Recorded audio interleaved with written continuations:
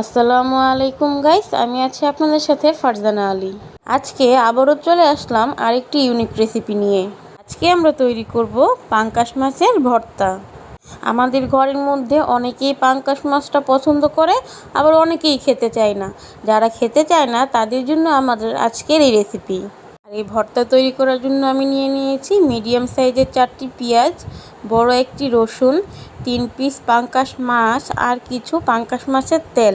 তবে অবশ্যই আমি পাঙ্গাস মাছের চামড়াটা ফেলে দিয়ে পরিষ্কার করে নিয়েছি। আপনারা যারা কাঁচা থাকতে চামড়াটা ফেলতে পারেন না, তারা মাছটা ভাজার পর চামড়াটা উঠিয়ে নেবেন। যারা পাঙ্গাস মাছের তরকারি খেতে পারেন না, তারা অবশ্যই এই ভর্তাটা ট্রাই করবেন এবং আপনাদেরও খুবই ভালো লাগবে। আমি এখানে ভর্তাটা তৈরি করার জন্য নিয়ে নিয়েছি বেশ কতগুলো কাঁচামরিচ। আর এই মরিচগুলো মনে হয় বেশি ঝাল হবে না, তাই আমি একটু বেশি করেই নিয়ে নিয়েছি, কারণ ভর্তা মানেই কিন্তু ঝাল ঝাল একটা ব্যাপার। তবে আপনারা যারা ঝাল খেতে পারেন না, তারা অবশ্যই আপনারা আপনাদের টেস্ট অনুযায়ী ঝালটা দিয়ে দিবেন। চলে যাচ্ছি এখন আমি আমার পরবর্তী ধাপের জন্য আমি চুলায় একটা কড়াই বসিয়ে নিয়েছি। আর কড়াইটা গরম হয়ে যাওয়ার পর আমি এতে দিয়ে দেব পাঙ্গাস মাছের তেলগুলো। বাংলায় একটা প্রবাদ আছে যে কইয়ের তেলে কই ভাজা, কিন্তু আজকে আমি পাঙ্গাসের তেলে পাঙ্গাস ভাজবো।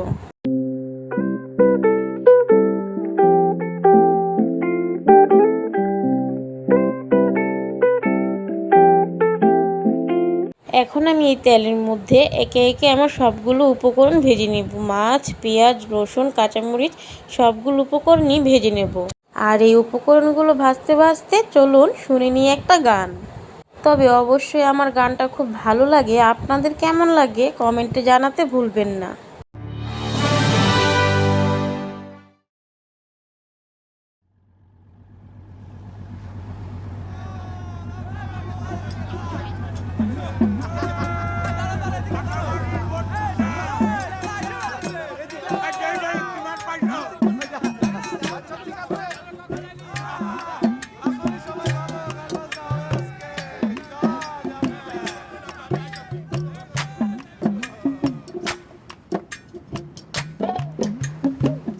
তুমি বন্ধু কালা পাখি, আমি জানো কি বসন্তকালে তোমায় বলতে পারিনি।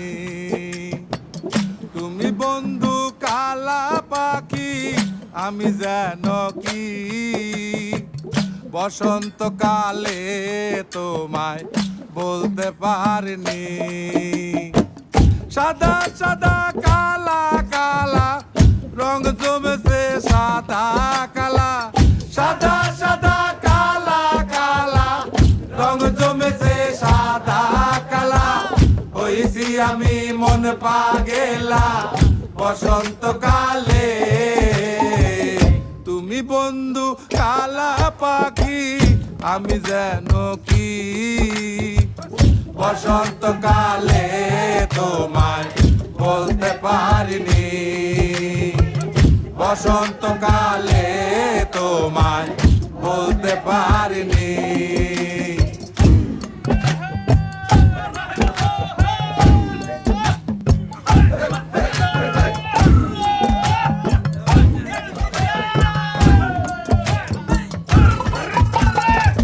পিরিতে ভালা গলার মালা বললে কি আর হয়, যারে ভালো লাগে আমার দেখলে তারে চোখ নেশা হয় রে বন্ধু, চোখ নেশা হয়।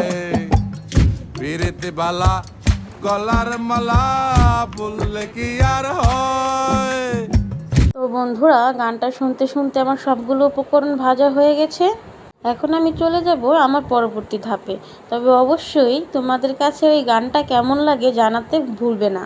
তো আমি এখন ভেজে রাখা মাছগুলো থেকে কাঁটাটা ছাড়িয়ে নেব। আর আজকে কিন্তু আমি এই ভর্তাটা হাতের সাহায্যে তৈরি করব না, পাটা বা শিলনোড়ার সাহায্যে বেটে তৈরি করব।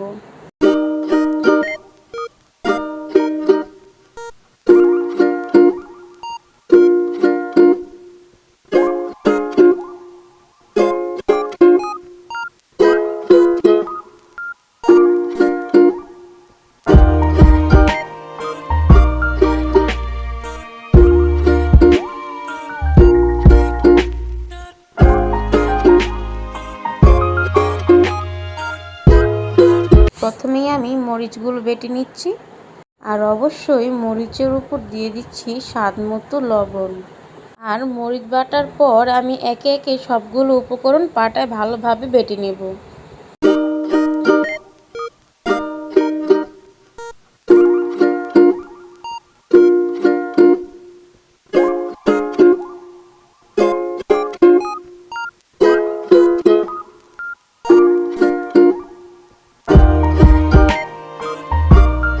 তো দেখতেই পাচ্ছ বন্ধুরা, আমার ভর্তাটা কিন্তু রেডি। আর দুপুরে গরম গরম ভাতের সাথে এই ভর্তাটা খেতে খুবই অসাধারণ লাগে।